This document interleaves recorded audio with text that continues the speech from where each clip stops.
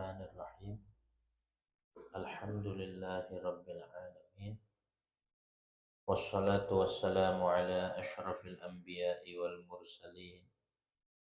Sayyidina Muhammadin wa ala alihi wa sahbihi ajma'in. Rabbi shrah li sadri wa yassir li amri wahlul 'uqdatam min lisani yafqahu qawli. Rabbi zidna ilman nafi'a warzuqna fahman saqiba. Allahumma anfa'na bima 'allamtana wa 'allimna alladhi yanfa'una. Subhanaka la ilma lana illa ma 'allamtana innaka antal 'alimul hakim. Wa la haula wa la quwwata illa billahil aliyyil 'azim. Amma ba'd. Masih membahas tentang sifat 20 sifat yang wajib bagi Allah. Kemarin mukhalafah. Mukhalaful hadis. Nah, sekarang membahas tentang qiyamuhu bin nafsi.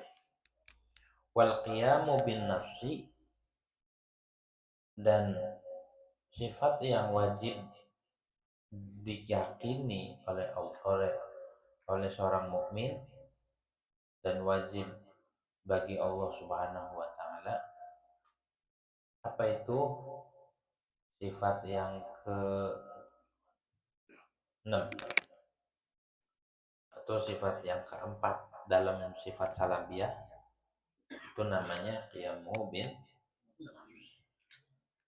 Apa artinya qiyamuhu bin nafsi?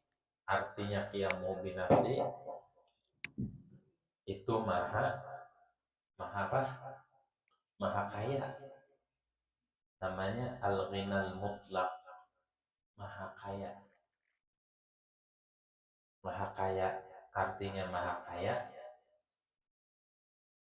tidak butuh baik tidak butuh baik pada zat ataupun pencipta. Jadi Allah mah sifatnya qiyamuhu bin nafsi, tidak butuh pada zat dan tidak butuh pada pencipta. Itu namanya al-ghinal mutlaq. Maksudnya ghina mutlaq, la yahtaju ila mahallin, la yaftaqiru ila mahallin wala ila mukhassisin yukhassisuhu. Tidak butuh kepada zat, karena Allah itu zat.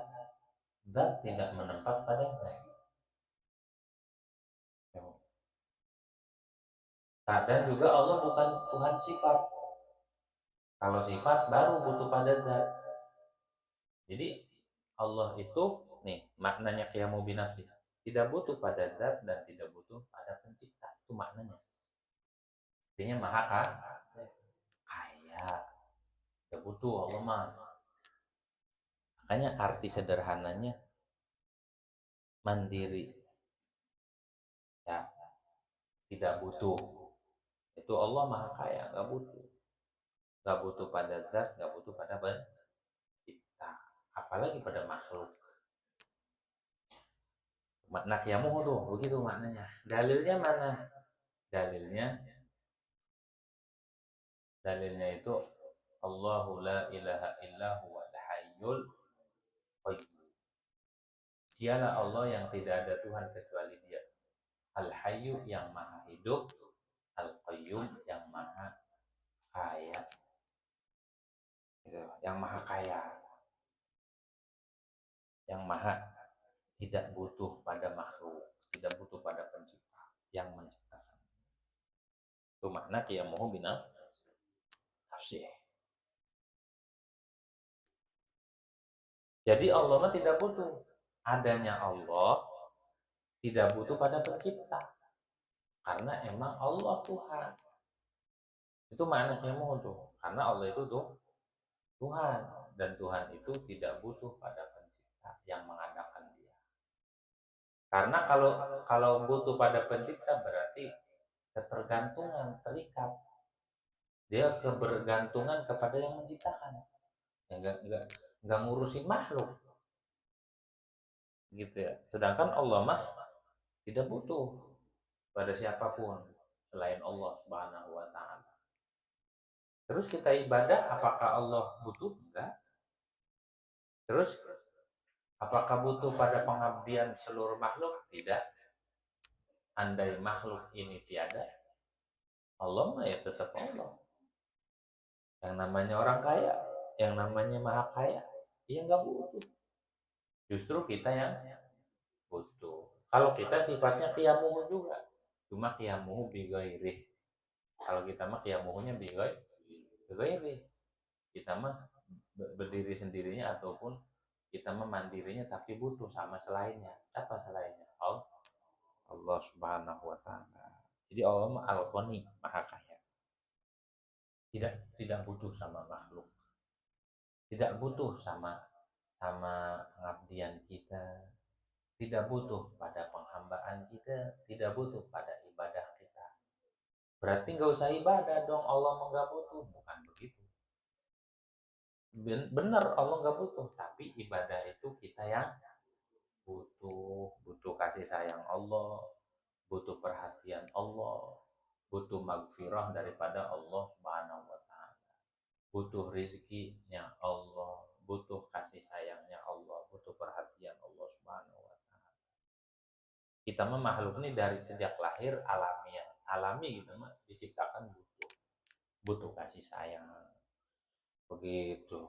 Kayak suami butuh sama istri butuh sama suami. Kalau 2 tahun kagak diperhatiin, diambil pemerintah. Ya, dianggurin, disita, nggak ditengok-tengok, nggak ditegor-tegor, gitu ya. Sama orang tua kudu peduli sama anak. Jangan sampai anaknya kagak ditengok-tengok. Akhirnya pas pulang dipanggil om mau kemana om? Nyari siapa om? Orang kagak ditengok-tengok anaknya, nggak kenal akhirnya. Jadi yang namanya manusia mah dari awal udah butuh. Dari sejak lahir butuh. Begitu, manusia mah nggak bisa berojol sendiri. Nggak bisa turun dari langit gitu. Nggak ada. Butuh. Andai kata nggak ada orang tua seperti Nabi Adam, tetap butuh diciptakan. Nggak ada sendiri. Begitu, yang namanya makhluk mah ada.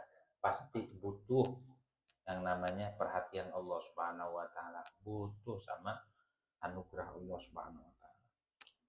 Kalau Allah mendak Maha Kaya. Makanya kita jangan belagu sama Allah. Karena Allah nggak butuh sama kita. Andai kita dicuekin, andai kita nggak ngapa-ngapain, ya Allah tetap Allah. Allah tetap maha sempurna. Allah tetap top, Allah tetap keren. Yang ribet kita kalau meninggalkan Allah. Kata ulama begini nih, likulli syai'in idza faraqtahu iwadun wa laysa lillahi in faraqtahu min iwadin min iwad. Segala sesuatu bila kau berpisah, kalau kita tinggalin, kalau kita berpisah, putus, masih ada ganti. Misalkan si Zaid sama Zainab demen banget, tiba-tiba putus, masih ada ganti. Kalau manusia, makhluk, kehilangan, ada ganti. Kehilangan sendal, ada ganti. Beli lagi. Bukan nyolong lagi, beli lagi. Pokoknya orang tua, terus saudara, pokoknya temen hilang, masih ada gantinya yang lain. Gitu ya. Tapi kalau orang kehilangan Allah, kalau sudah ninggalin Allah, nggak akan ada gantinya. Kehilangan arloji, beli di toko jam, banyak. Kehilangan bini, ya Bang Betong.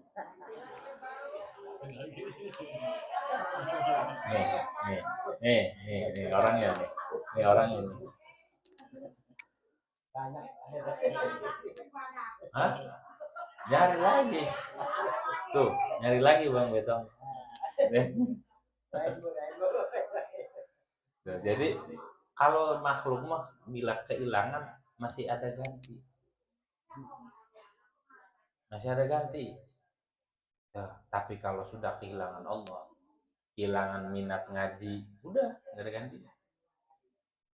Orang kalau masih sakitnya fisik, pegel, pegel linu, encrok, seleo apa masih bisa diurut, masih bisa diobatin.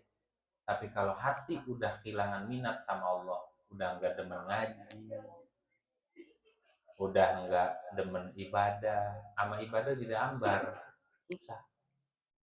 Gitu ya. Kalau selain Allah, kalau kehilangan masih bisa ganti. No. Kalau kehilangan masih bisa nyari lagi.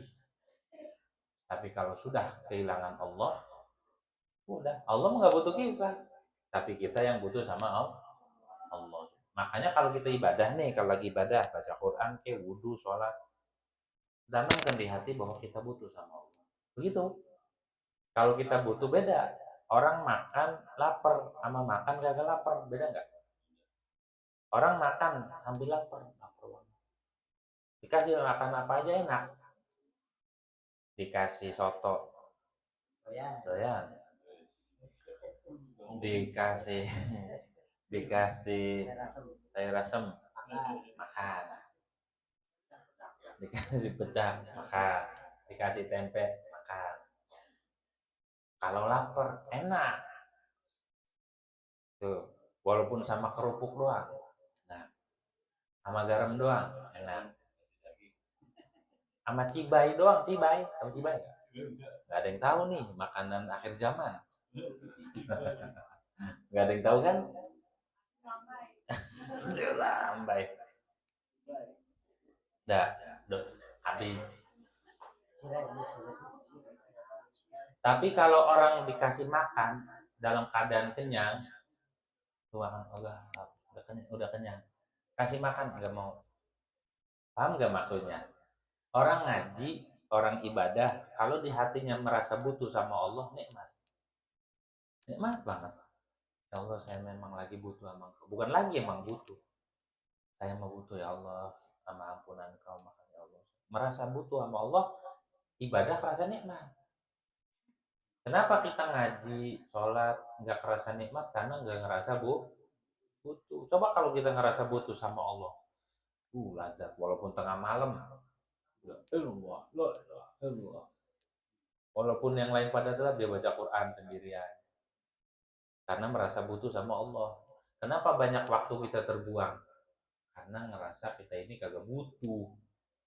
Jadi kita waktu sholat karena kewajiban, karena waktu. Andai nggak ada perintah, kayaknya kita nggak ada yang sholat. Kayaknya kita nggak ada yang dekat sama Allah Subhanahu Wa Taala. Periksa diri kita, periksa hati kita, hubungan kita dengan Allah Subhanahu Wa Taala. Padahal kita ini kita butuh nggak sama duit? Butuh. Kita butuh nggak sama makanan? Butuh. Sama minuman? Butuh. Sama teman hidup? Orang sama Allah kebutuhannya melebihi yang tadi. Tapi kenapa seolah-olah sama Allah mau cuek? Karena hati kita terlalu keras hingga tidak merasakan akan kedekatan, kenikmatan sama Allah. Jadi yang dianggap spesial itu makhluk. Yang dia diputus cinta menangis-nangis, muntah-muntah. Diputusin doang muntah-muntah. Oh, hah? Ngidam, masuk angin. Ya, tapi giliran giliran hubungan kita dengan Allah udah keputus jauh, baca Quran udah ketinggal berapa lama. Ya, baca Quran kalau ada orang meninggal doang, kalau acara yasinan. Yasin. Selain itu udah nggak ada baca Quran. Maka harusnya kita sama Allah lebih dari kebutuhan kita sama manusia. Kita butuh nggak sama teman? Manusia nih umumnya butuh kan? Anggong banget nih anggong. Agak ada temen nongkrong, pasti nyari, bang ngobrol yuk. Gitu. Ngobrolin apa? Udah ngobrol apa kayak? Pasti dia temenin aneh ngerokok, temenin aneh main catur, temenin aneh main ini. Kalau kalau main catur sendirian, stres. Orang malam-malam, cetak, cetak, cetak, cetak, apa itu orang? Kan disangka orang gila. Jadi manusia memang diciptakan butuh sama ini, butuh sama ini, butuh sama saling membutuhkan. Tapi kebutuhan kita sama Allah itu paten dan pokok. Kebutuhan kita sama Allah Subhanahu wa taala itu paten. Itu pokok, nggak bisa lepas. Manusia itu nggak mau diakui atau tidak, manusia itu butuh sama Allah. Karena sifatnya kita melawanan kiamuhu. Lawanan kiamuhu itu al-ihtiyaj, al-iftiqar, butuh sama Allah Subhanahu wa taala. Itu sifat kita tuh, butuh sama makan. Coba aja 3 hari kagak makan, kalau kagak celong matanya. Coba nggak 3 hari nggak kasih makan, pasti ngelihat cecak buaya. Ada buaya di tembok. Ini akibat kagak makan ya. Jadi manusia memang kudu makan, kudu. Nggak apa-apa, boleh hukumnya. Mubah. Tuh, emang diciptakan sama Allah butuh makan. Ada orang doyan makan, biarin aja, emang diciptakan sama Allah butuh. Ada orang minum mulu karena emang butuh. Gitu. Setiap makhluk itu butuh sama makan, sama minum dan lain sebagainya, sama tidur. Jangan sampai gagal tidur. Ya, ada orang seminggu gagal tidur, 3 hari gagal tidur. Yang listrik tabrak aja tuh. Kalau gagal tidur ya, puyeng. Gitu. Duit 2.000 dikata duit gocap. Ini agak tidur ini orang. Makanya waktunya tidur karena kita mah sifatnya dia butuh. Makhluk mah butuh sandaran. Benar nggak? Butuh sandaran. Benar begitu Bang Betong? Betul. Betul ya. Nah, jadi kudu kita ngerti, oh Allah mah nggak butuh sama kita. Tapi kita yang butuh sama Allah Subhanahu wa taala. Butuh sama nafas, butuh sama ngelihat, butuh mendengar, terus butuh istirahat, dan segala apa yang ada di dalam diri kita menandakan kebutuhan kita kepada Allah Subhanahu wa taala. Tuh. Jadi Allah mah tidak butuh orang tua, tidak butuh anak. Makanya Allah mah lam yalid walam, Allah mah ahad. Qul huwallahu ahad. Qul huwallahu, Allah itu tunggal, Allah itu maha esa. Nggak butuh sama orang tua, nggak butuh sama anak. Karena kalau ada orang tua, berarti harus bakti sama orang tua. Kalau ada anak, ribet ngurus anak. Masa Tuhan ngurus anak? Mana anaknya bandel misalnya? Kan ribet. Ada orang ngadu ke Gus Dur ceritanya. Gus, anak kiai. Kata itu kiai ke Gus, anak saya kok bandel banget ya, kagak ngikutin. Disuruh ngaji susah. Terus lagi katanya dengar itu murtad. Anaknya murtad. Dengan ngeluh ke Gus Dur. Gus gimana? Kata Gus Dur apa? Kata Gus Dur, itu Tuhan aja anaknya masuk Kristen satu-satunya tuh. Anaknya satu-satunya masuk Kristen gitu. Masuknya Yesus. Gitu ya. Itu aja Tuhan tuh punya anak satu-satunya masuk Kristen. Gak usah bingung. Jadi kata Gus Dur, gak usah repot gitu aja kok repot. Gak usah khawatir, gak usah bingung. Tuhan aja anak satu-satunya masuk Kristen tuh. Disalib. Yesus, bukan Nabi Isa. Yesus, kalau Nabi Isa mah bukan anak Tuhan. Gitu ya. Jadi Tuhan Allah mah tidak beranak dan tidak pula dan juga tidak beristri. Jadi lam yalid walam yulad walam yakul lahu kufuwan ahad. Jadi kalau seandainya Allah itu beranak, ya sibuk ngurusin anak.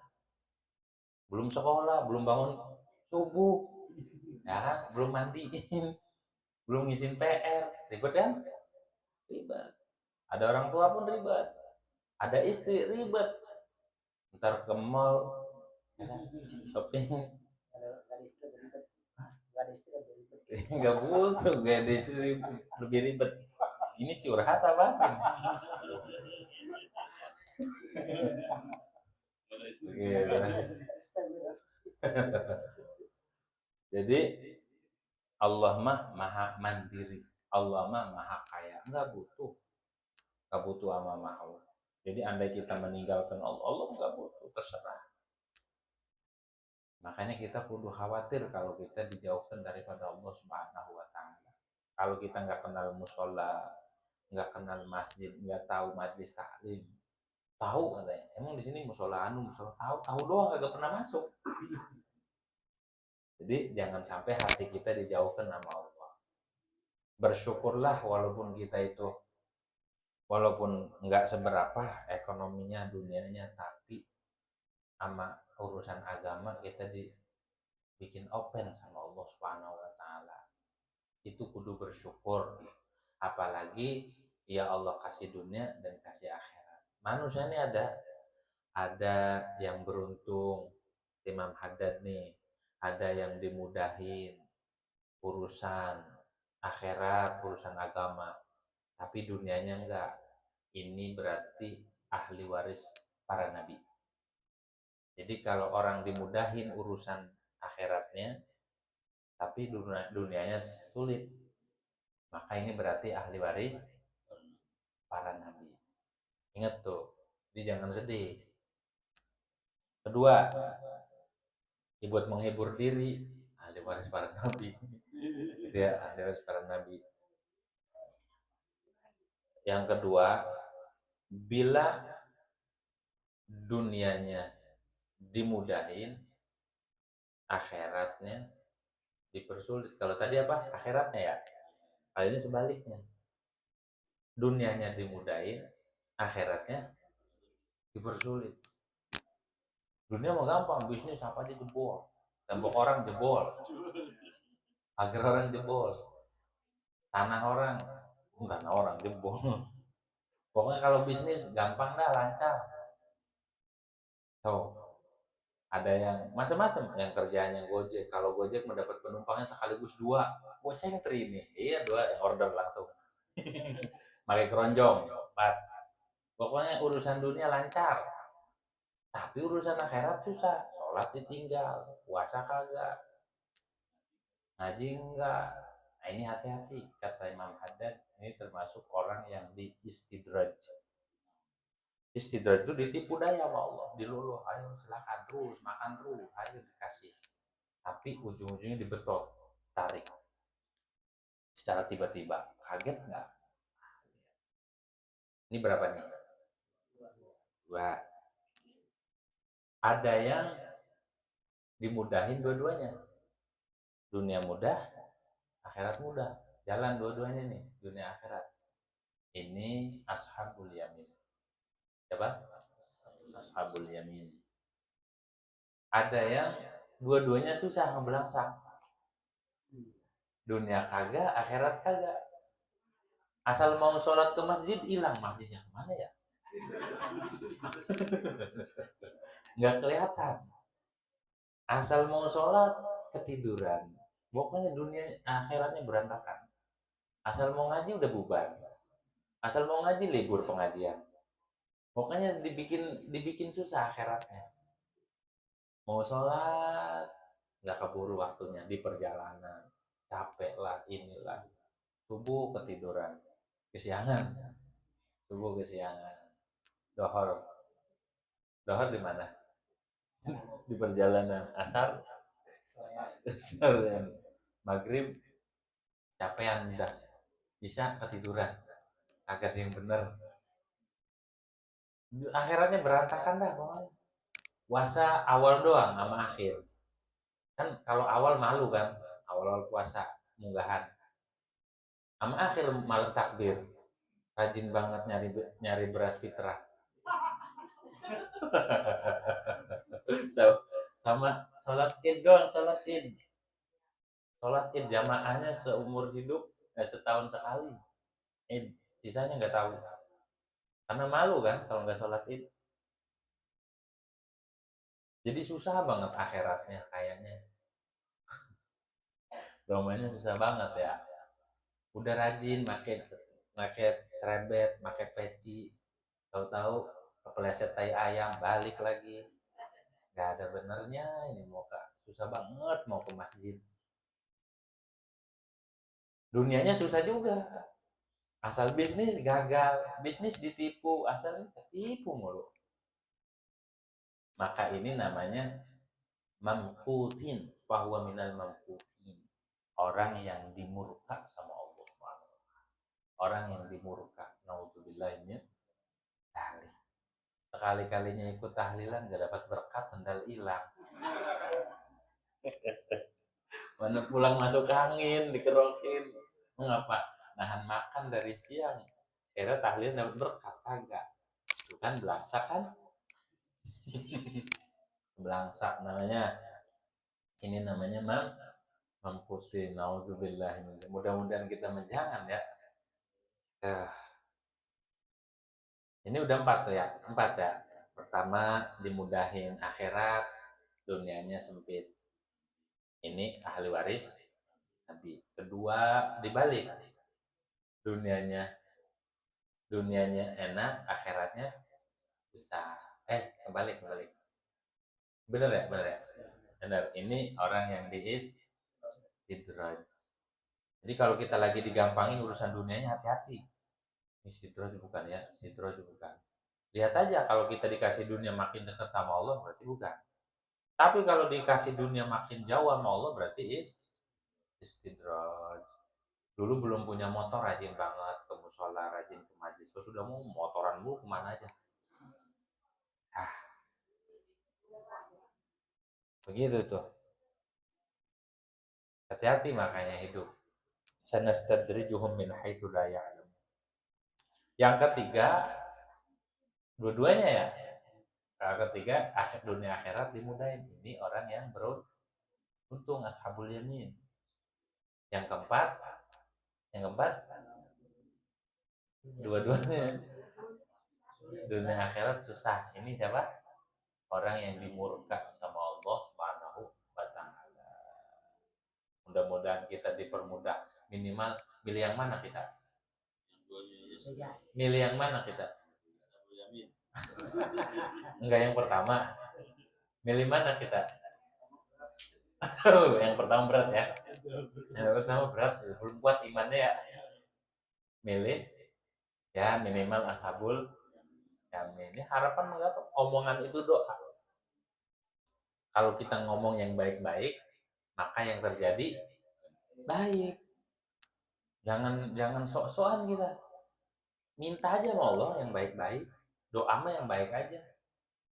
Makanya kata Bung Karno, gantungkan cita-citamu setinggi langit agar kalau jatuh kita jatuh di antara bintang. Keren nggak? Gitu ya. Jadi kalau punya cita-cita yang tinggi, doa yang muluk-muluk aja nggak apa-apa. Doa sih gratis. Kecuali doanya bayar kena pajak. 12%, 250%. Baru kita demo. Jadi ngedoa aja apa aja, ya Allah jadikan orang soleh, jadikan orang begini gitu. Minta yang terbaik. Minta aja sama Allah, Allah Maha Pemurah, Allah Maha Kaya gitu. Cuma jangan maksa. Kalau minta sama Allah jangan maksa. Nah, itu di dalam hadis dikatakan innallaha yuhibbul mulahhina fi du'a. Allah itu demen sama orang yang maksa. Maksudnya maksa itu istiqomah terus walaupun belum dijawab terus aja. Bukan maksa, ya Allah cepetan apa ya Allah sekarang ya Allah. Gitu ya. Itu mah maksa. Nggak boleh maksa Allah. Nggak boleh. Kenapa? Takut kecewa. Manusia itu dikecewakan sama siapa, Bu? Sama harapannya. Benar nggak? Mau ngarep sama Allah kan, mau ngarep sama makhluk. Orang kalau sudah ngarep pasti kecewa. Kecewa kalau kita banyak berharap. Biar enggak kecewa, kurang-kurangin harapan. Ya, jangan terlalu banyak harapan. Ujung-ujungnya kecewa. Kalau kecewa lebih parah. Kita kecewa sama Allah, dosanya gede. Sama Allah mah husnudzon aja. Jangan banyak berharap, tapi husnudzon itu begini, apa yang Allah kasih ini yang terbaik. Apa yang Allah kasih ini kebaikan Allah. Allah baik banget. Tuh, husnudzon. Kalau ngarep-ngarep, nih wiridin 40 hari bakal begini sukses, dijamin sukses. pas di wirid nggak sukses. Nyalain siapa? Masa nyalain Allah? Nggak mungkin kan? Kecewa ya, makanya kalau sama Allah itu husnudzon. Husnudzon itu melahirkan kebaikan di dalam hati.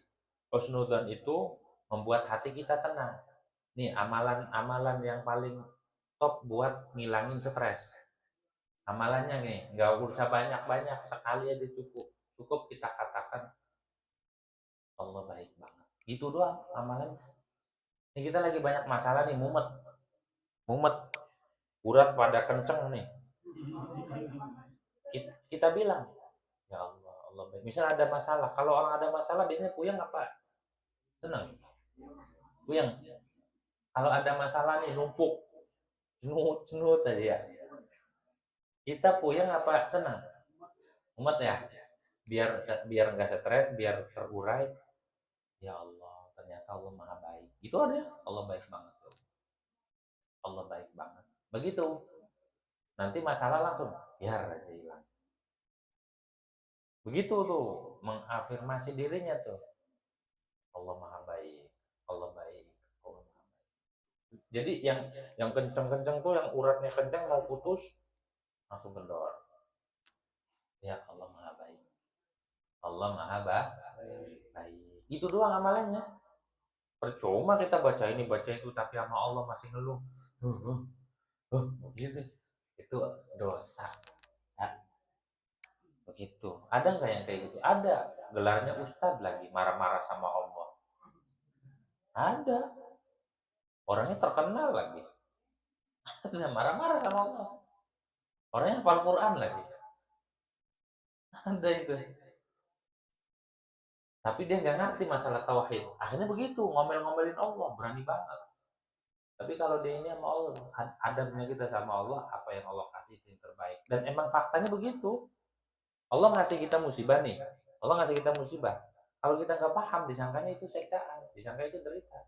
Tapi kalau dikasih paham, ternyata Allah maha baik. Kayak Nabi Musa. Nabi Musa, Nabi Musa itu bayi yang digadang-gadang bakal menghancurkan kerajaan Fir'aun. Akhirnya Fir'aun saking takutnya semua anak laki-laki yang lahir, bayi laki-laki, bunuh. Saking takutnya. Tapi sunatullah, subhanallah ya, emang udah kudratullah. Nabi Musa ini dikanyutin sama emaknya. Emaknya siapa namanya? Musa. Emaknya siapa? Kagak tahu. Emaknya Nabi Musa siapa? Hah? Nyai siapa? Ini ronggeng. Hah? Musa bin Siti Yohanid. Nggak ada sitinya sih. Bin Yohanid. Siapa? Yohanid. Oh, ibunya Nabi Musa. Akhirnya kanyutin tuh. Dipungut sama Asia, istrinya Fir'aun, Asia binti Muzahim. Asia binti Muzahim. Akhirnya dipungut. Kan Nabi Musa mau ganteng. Nabi Musa mah jangankan manusia, setan demen. Satu-satunya nabi atau makhluk yang lahir didemenin sama setan Nabi Musa doang. Wa alqaitu 'alaika mahabbatan minni. Jadi sampai Firaun aja nggak berani membunuh. Tadinya mau dibunuh doang, bayi laki-laki. Lolos kan? Masih bayi bisa lolos masuk istana. Gimana cuy? Emang Allah Subhanahu wa taala kerjaannya tuh. Akhirnya diurus, dirawat, digendong. Masih bayi. Ini Nabi Musa gagah dari kecil.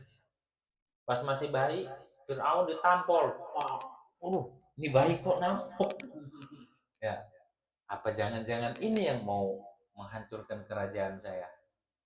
Tapi masih bayi, mau dipijat, masih bayi, katanya jangan Pak, itu kasihan. Namanya bocah kagak ngerti. Fir'aun lagi duduk di singgasana, ditarik jenggotnya sampai tersungkur, tendang singgasananya, gubrak langsung. Ini bocah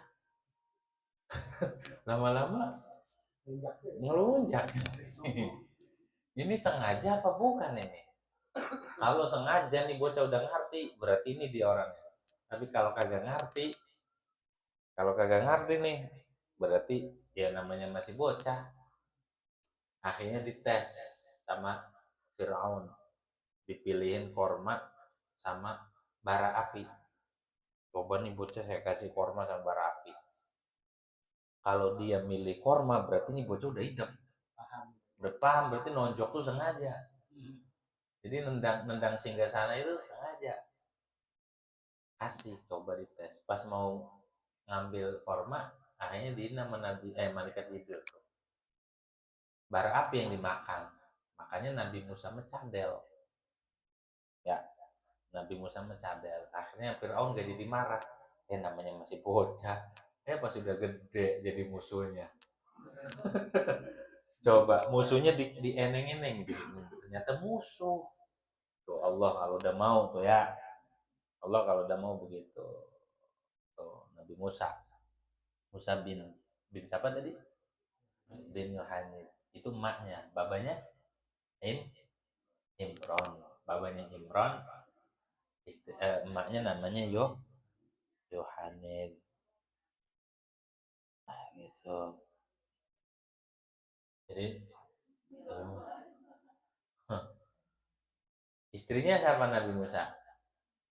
Istrinya namanya Sofuro. Sofuro itu. Anaknya siapa? Anaknya Nabi Syuaib. Anaknya Nabi Syuaib. Jadi mertuanya Nabi. Itu. Tuh Nabi Musa.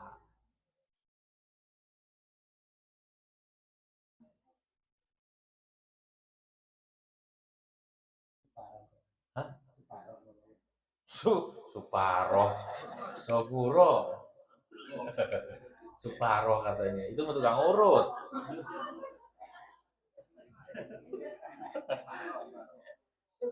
Ini duduk di samping berarti salah mulu. Sofura. Tidak Sofura binti Shu'aib. Binti Shu'aib. Dah tuh Nabi Musa. Gagah Nabi Musa itu gagah. Wah. Terus Nabi Musa itu disayang sama Allah. Nabi Musa tuh disayang sama Allah. Ngedoa diijabahnya 40 tahun baru dijabah.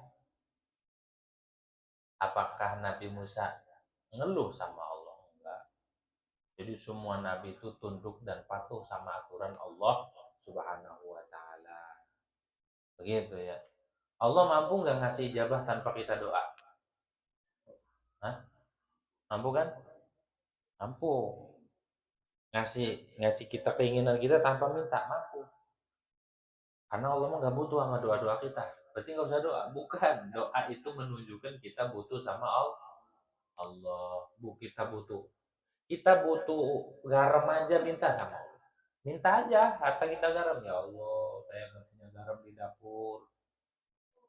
Minta apa aja minta. Mau yang hal besar ataupun yang kecil. Minta sama Allah Subhanahu wa taala. Menandakan kita butuh sama Allah. Kalau Allah maha kaya, nggak butuh. Kalau kita butuh sama Allah.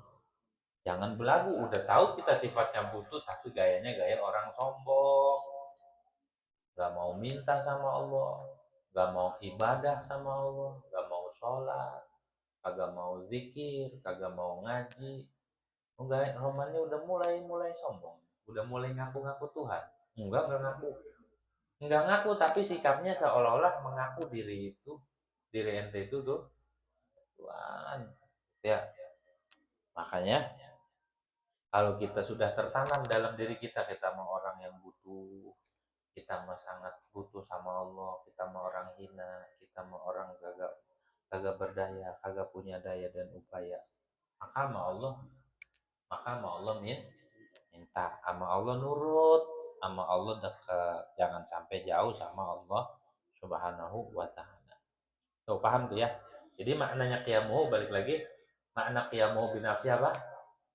Maha kaya. Artinya kaya tidak butuh pada zat dan tidak butuh pada pencipta. Tidak butuh pada pencipta. Kalau mustahilnya if tiqor atau tiaj, artinya mustahil Allah butuh. Tanamkan tuh di hati. Kalau kita mah emang sifat aslinya butuh sama Allah. Begitu. Kita butuh dari mulai lahir. Kita lahir ngerepotin kita mah mulai dari kandungan. Ya, waktu di kandungan makanannya apa? Darah emaknya. Dari mana makannya? Dari puser. Dari pusernya loh. Makan darah. Udah dari perut kita udah ngerepotin orang tua. Udah lahir, mau lahir nyari-nyari dukun beranak. Mana dukunnya mau ngelahirin lagi? Ngeden bareng. Nah, ya kan namanya dukun beranak. Ya, namanya dukun beranak. Yang beranak siapa? Dukun. Ya. Kata nyai-nyai jalan dipanggil dukun. Padahal menolongin ya. Udah lahir kita itu butuh dibantu. Udah ribet lagi. Didoain udah 3 hari kagak keluar-keluar. Udah itu udah lahir ngeributin orang tua lagi. Butuh. Ya, butuh disusuin sama orang tua, dirawat sama orang tua. Makannya kan nggak bisa makan nasi. Gitu. Kalau ada bayi makan nasi itu hebat. Nah, udah gede butuh. Semuanya butuh. Sampai meninggal, mati kita butuh. Butuh dimandiin, butuh disolatin, butuh dikuburin. Gak ada mayat ngubur sendiri, kabur semua. Misal lagi dibacain Yasin, tiba-tiba mayat ngelanjutin. Yasin, Al-Quran, ini ngelanjutin kita kabur.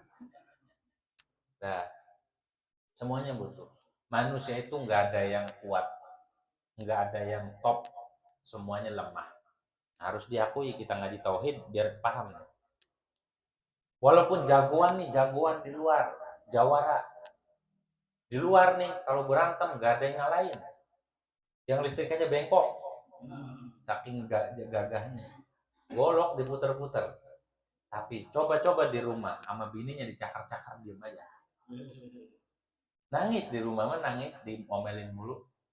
Dulu ada di kampung saya, dia punya ilmu rawa rontek, jawara. Itu udah dibacok berapa kali, nyambung lagi. Udah dibunuh berapa kali, dicoba, nyambung lagi. Rawa rontek. Matinya kenapa? Matinya gara-gara dia pas punya istri, istrinya ditalak 3. Kalau talak 3 masih demen. Nih jawara ini masih demen sama bininya. Cuma kan harus ada muhalil. Harus ada yang nyelang. Akhirnya nyuruh anak buahnya, "Dadah yang aja dah muhalilnya." Iya udah nurut sama bosnya. Pas udah waktunya, udah dong jangan kelamaan. Kagak mau dicerai bininya, demen sama anak buahnya. Akhirnya nih yang jawara ngelamun, mencret, sakit, mati. Katanya jawara dibacok orang mempan. Tapi masuk angin mati. Kagak ada yang kuat, kagak ada itu. Makanya jangan merasa kita itu hebat aja. Jangan merasa gua nggak ada yang ngalahin. Jangan. Karena kita sifatnya butuh, sifatnya lemah. Beda sama Tuhan. Kalau Tuhan iya mah kaya. Kalau kita lemah. Jadi kita ngaji Qiyamu bin Nafsi bukan hanya yakin sama sifat Allahnya, sama lawanan sifat Qiyamu, tanamkan dalam diri kita. Kita itu lemah. Kita nggak punya daya dan upaya. Lemesin. Jangan kita ngerasa gagah aja. Jangan di luar jawara pas goreng ikan teriak-teriak. Ya. Ngegoreng ikan doang lompat-lompat. Nah, makanya tidak ada yang top, tidak ada yang maha kuat, tidak ada yang maha kaya, tidak ada yang maha qaim binafsi kecuali Allah Subhanahu wa taala. Kalau sudah begitu tuh kita beleber, ya Allah, saya mau orang hina, saya mau orang kagak punya daya dan upaya, ya Allah, saya mau orang yang lemah, ya Allah. Jadi ketika ada urusan, ketika punya masalah kemudian tidak ada solusi, ngaku.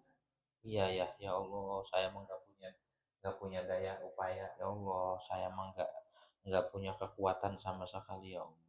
Tuh, baru tuh Allah demen. Allah demen orang yang sujudnya di hati itu udah ngerasa begitu. Orang yang waktu ruku, dia ruku juga hatinya. Orang yang waktu ngedoa, ngedoa pula hatinya. Artinya ngedoa itu merendah. Ada orang ngedoa tangannya doang, hatinya menggambut tuh sama Allah. Ada orang sujud, sujud jidatnya doang, tapi hatinya nggak pernah sujud sama Allah. Hatinya masih sombong, hatinya masih songong, sama orang ngerendahin. Dia tuh begitu. Jangan, jangan begini. Dia tuh malas tuh, nggak pernah ngaji tuh, nggak pernah sholat. Itu namanya sombong sama ibadah. Emang ibadah kita diterima. Walaupun kita rajin ibadah, rajin ngaji, jangan pernah sombong sama orang. Doain kalau ada saudara kita yang belum dapat taufik. Ya Allah, mudah-mudahan besok mah dia ngaji, dia rajin ngajinya biar dia di soft pertama, saya yang di belakang. Gitu ya. Jadi doain saudara-saudara kita yang belum ini, jangan disombongin, jangan mentang-mentang kita rajin, kita mau orang jangan nyombong. Sama anak kecil nggak boleh sombong. Sama anak kecil nggak boleh sombong. Sama orang tua nggak boleh sombong. Sama orang kafir pun kagak boleh ngerendahin. Sama ahli maksiat jangan ngerendahin juga. Jadi yang harus kita tanamkan, kita itu orang hina. Ya, jangan merasa diri kita mulia. Orang kalau merasa mulia kelihatan. Dia kalau duduk di belakang, dia pengennya di depan hatinya. Gitu ya. Masya Allah tawadu banget duduknya di belakang. Tapi hatinya pengen di depan. Itu orang lagi nyombong sebenarnya. Lagi nyombong tuh. Ya, makanya urusan sombong mah hati. Bukan pakaian, bukan ucapan, bukan sikap, hati. Kelihatan orang tuh tawadu, kalau punya hati sombong, sombong aja. Oh, hati-hati sombong mah bahaya. Ingat ya mau binafsih, yang kaya mah, yang kuat, yang gagah, yang hebat, yang top. Kita mah enggak, kita mah begitu ya. Kita mah walaupun alim jangan merasa gua kan ustad. Kata siapa? Kata bini gua. Ustad serumah gitu ya. Jangan nyombong sama pangkat, sama kedudukan, sama jabatan. Kalau Allah sudah ada di hatinya, kalau Allah sudah kerasa Allah itu maha bako, kemarin kan udah dibahas maha bako, maka dia lenyap tuh. Ya Allah, saya nggak punya apa-apa. Begitu ya. Makanya orang yang cepat nyampe ke Allah tiga. Orang yang cepat nyampe ke Allah tiga. Perkara yang membuat cepat orang sampai ke Allah tiga. Musibah, musibah, sakit, sakit. Jadi orang kalau ditimpa musibah itu cepat nyampe ke Allah. Orang kalau banyak ujian cepat ke Allahnya. Asalkan dia taat balik. Kalau diuji makin maksiat, makin belagu-lagu, makin jauh. Orang sakit cepat ke Allahnya. Makanya kalau orang tuh dikasih sakit, jangan buru-buru kita ngeluh. Itu adalah wasilah buat sampainya kita kepada Allah. Yang ketiga fakir. Musibah, sakit, fakir, bala itu. Jadi kalau lagi diuji itu cepat ke Allahnya. Terus fakir itu cepat tuh Allahnya. Sama apa tadi? Hah? Ya udah sakit tuh, orang sakit tuh cepet.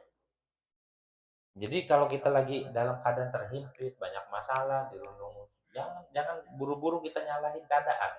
Jangan nyalahin orang, jangan nyalahin Allah. Kenapa? Karena cara mengangkat derajatnya pakai sakit. Ya, dibikin sakit. Tapi umumnya orang ogah sakit ya. Umumnya orang mau nggak diuji, Bu? Mau nggak? Misalkan dikasih bisul, diketeknya 2, pantatnya 2. Mau nggak? Nggak kan? Hah? Nggak ada yang mau kan? Makanya kagak enak. Tapi di situ cepet menuju Allah. Cepet sampai ke Allahnya. Kalau orang itu banyak ujiannya. Asalkan sabar. Asalkan dia istiqomah. Mau ngerokok, orang ada rokok. Sabar. Sabar. Sabar, Bang Beto, sabar. Ada rokok, biasanya ngerokok sehari. Misalkan sehari ini ngerokok ini kagak. Diam aja dia.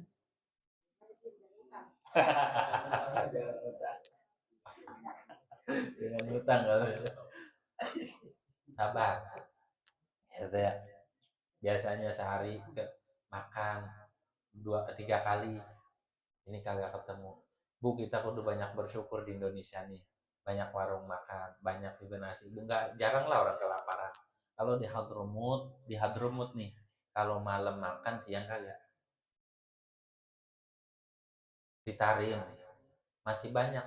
Ini makan nih. Kalau makan harus nunggu kumpul keluarganya. Beli bawang, bawang direbus. Direbus buat apa? Buat kuah biar ada rasa bawangnya. Bareng-bareng makannya di nampan sekeluarga. Sekeluarga tuh ada 7 orang, 10 orang. Senampan. Kalau malam makan, siang enggak. Kalau siang makan, malam kagak. Tapi mereka nggak pernah ngeluh, Bu. Kalau kita mah kudu banyak bersyukur. Jam 6 banyak sarapan. Walaupun nggak makan nasi, makan lontong 10. Sampai kelolodan, keseret makan bihun. Siang dikit jam 8 nyemil. Jam 12 makan siang. Sore dikit mindo. Sebelum maghrib. Habis maghrib makan lagi. Malam-malam ngopi. Artinya kita mah kudu banyak bersyukur. Kita banyak bersyukur sama Allah. Di Hadromut itu orang kalau malam makan, orang kampungnya, siang kagak makan. Ada yang rebus batu doang, emaknya, udah masak, udah tenang aja. Padahal batu lagi direbus. Saking biar lagi masak. Ntar menyari dulu. Udah ketemu baru masak. Kalau kita ada nggak yang kayak gitu? Nggak ada, alhamdulillah kita segala sesuatunya terpenuhi. Udah banyak bersyukur kita ya sama Allah. Jadi jangan ngeluh. Kita mau kudu banyak bersyukur. Di sana tuh mati lampu 6 jam, 12 jam. Coba kalau kita dikasih mati lampu segitu, kelabakan. Ya, rumah sakit nggak memadai. Saya punya temen bawa ke rumah sakit. Yang sakit giginya sebelah mana, yang dicabut sebelah mana. Sama. Obatnya segede jengkol segini. Hidup di sana itu menderita, tapi nggak menderita amat. Ya kalau di Rubat dijamin makan apa. Cuma kalau di luar Rubat, masya Allah. Ada yang makan korma doang, sama air putih. Kalau kita alhamdulillah semuanya, cuma kita membanyakkan nggak bersyukurnya sama Allah, banyak ngeluhnya. Padahal tiap hari sarapan gitu. Tiap hari makan. Di sana itu nggak ketemu makan. Ada yang mati pingsan gara-gara makan. Kalau kita masih ketemu kan, masih kita mah alhamdulillah aku udah banyak bersyukurnya sama Allah Subhanahu wa taala ya. Makanya merasa lemah atau kita diuji enggak seberapa ujian kita. Jangan ngeluh. Sabar. Wal wahdaniyatu, dan sifat terakhir wahdaniyat wallahu a'lamu bissawab. Ada yang ditanya enggak?